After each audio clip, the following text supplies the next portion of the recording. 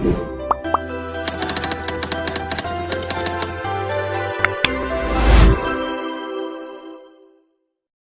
Hello നമസ്കാരം. Page 3 അക്കാദമിയുടെ പുതിയൊരു ക്ലാസ്സിലേക്ക് ഏവർക്കും സ്വാഗതം.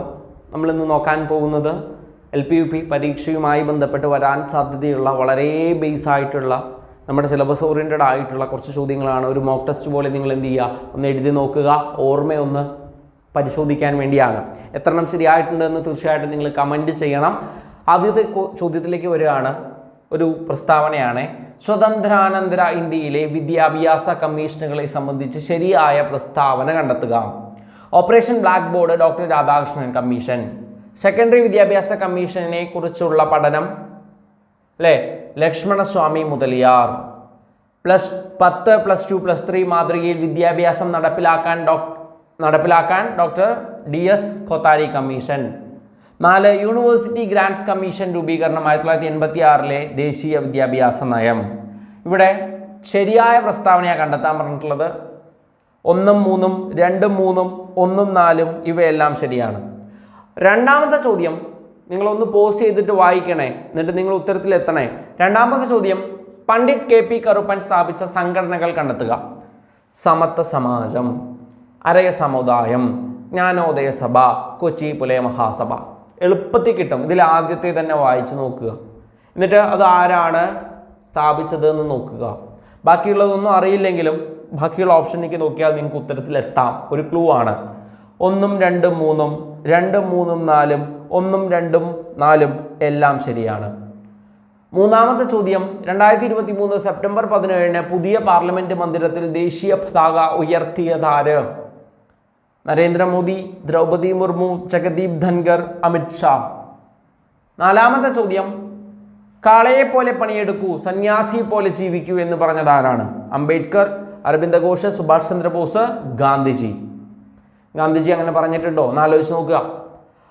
അഞ്ചാമത്തെ ചോദ്യത്തിലേക്ക് വരാം. ഇന്ത്യയുടെ ഏത് ഭാഗത്താണ് ഛോട്ടാ നാഗ്പൂർ പീഠഭൂമി? കിഴക്ക് ഭാഗം, വടക്ക് ഭാഗം, പടിഞ്ഞാറ് ഭാഗം, തെക്ക് ഭാഗം? ഛോട്ടാ നാഗ്പൂർ പീഠഭൂമിയാണ്. ശ്രദ്ധിക്കുക.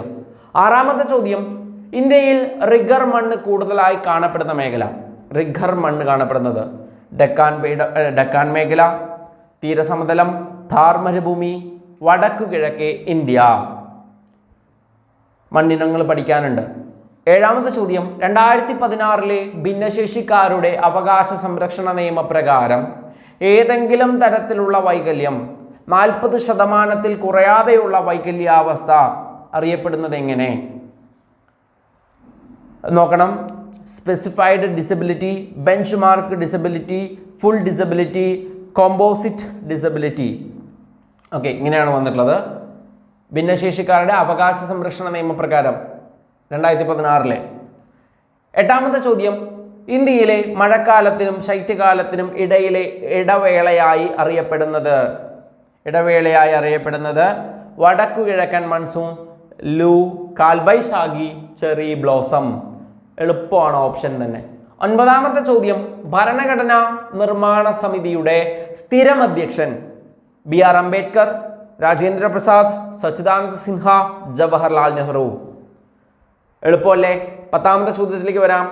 മൗലിക കടമകൾ ഇന്ത്യൻ ഭരണഘടനയുടെ എത്രാമത്തെ ആർട്ടിക്കിളിലാണ് ഉൾപ്പെടുത്തിയിരിക്കുന്നത്?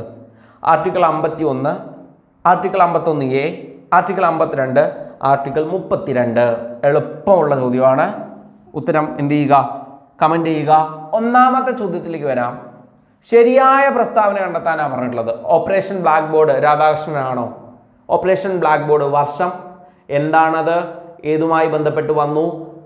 ആ സമയത്തെ പ്രധാനമന്ത്രി? ഒന്ന് എന്ത് ചെയ്യുക? കമൻറ്റ് ചെയ്യണേ. ഇത് തെറ്റാണെന്ന് ഞാൻ ജസ്റ്റ് ഒന്ന് പ്രസ്താവന തെറ്റാണെന്ന് മാത്രം പറഞ്ഞു പോവുകയാണ്. സെക്കൻഡറി വിദ്യാഭ്യാസ കമ്മീഷൻ ലക്ഷ്മണസ്വാമി മുതലിയാർ, അത് ശരിയല്ലേ? അതെ. 10, +2, +3 മാതൃക കൊത്താരി കമ്മീഷൻ എന്നാണ് പറഞ്ഞിട്ടുള്ളത്. കൊത്താരി കമ്മീഷൻ. ഇവിടെ ശരിയായ പ്രസ്താവന കണ്ടെത്താനാണ് പറഞ്ഞിട്ടുള്ളത്. 10, +2, +3 മാതൃക കൊത്താരി കമ്മീഷൻ ശരിയാണ്. യൂണിവേഴ്സിറ്റി ഗ്രാൻഡ്സ് കമ്മീഷൻ രൂപീകരണം 1986 ദേശീയ വിദ്യാഭ്യാസമാണോ?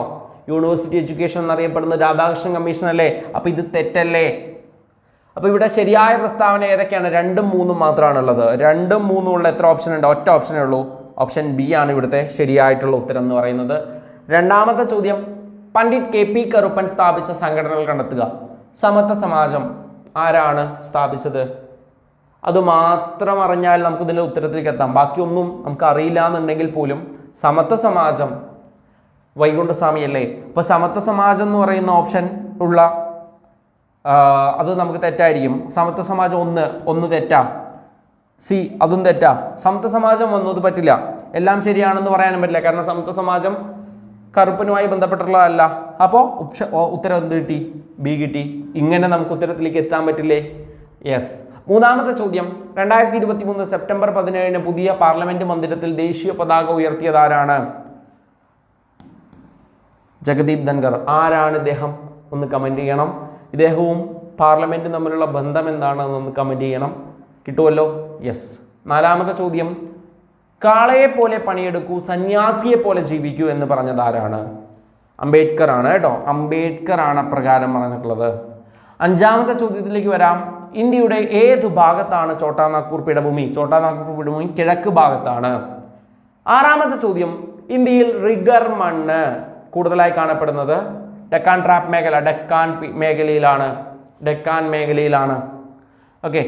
ഏഴാമത്തെ ചോദ്യം, 2016 ഭിന്നശേഷിക്കാരുടെ അവകാശ സംരക്ഷണ നിയമപ്രകാരം അല്ലേ, ഭിന്നശേഷിക്കാരുടെ അവകാശ സംരക്ഷണ നിയമം 2016 പ്രകാരം അല്ലേ, ഏതെങ്കിലും തരത്തിലുള്ള വൈകല്യം 40% കുറയാതെയുള്ള വൈകല്യാവസ്ഥ ആണ് എന്നുണ്ടെങ്കിൽ അതറിയപ്പെടുന്നത് ബെഞ്ച് മാർക്ക് ഡിസബിലിറ്റി എന്നാണ് കേട്ടോ.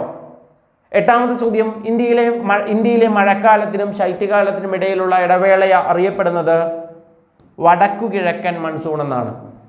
വടക്കുകിഴക്കൻ മൺസൂൺ എന്നാണ് അറിയപ്പെടുന്നത്. ഒൻപതാമത്തെ ചോദ്യം, ഭരണഘടനാ നിർമ്മാണ സമിതിയുടെ സ്ഥിരം അധ്യക്ഷൻ, താൽക്കാലിക അധ്യക്ഷൻ സച്ചിദാനന്ദ സിൻഹയാണ്. പെട്ടെന്ന് ഓടിപ്പോയി സച്ചിദാനന്ദ സിൻഹയെ കൊടുക്കണ്ട. സ്ഥിരം അധ്യക്ഷനായിട്ട് ഡിസംബർ 11 ആരെ തിരഞ്ഞെടുത്തത്? രാജേന്ദ്ര പ്രസാദിനെയാണ് തിരഞ്ഞെടുത്തത്. ഉത്തരം ബി ആണ് വരുന്നത്. പത്താമത്തെ ചോദ്യം സിമ്പിൾ ആയിട്ടുള്ള ചോദ്യമാണ്. മൗലിക കടമകൾ ഇന്ത്യൻ ഭരണഘടനയുടെ എത്രാമത്തെ ആർട്ടിക്കിളിലാണ്?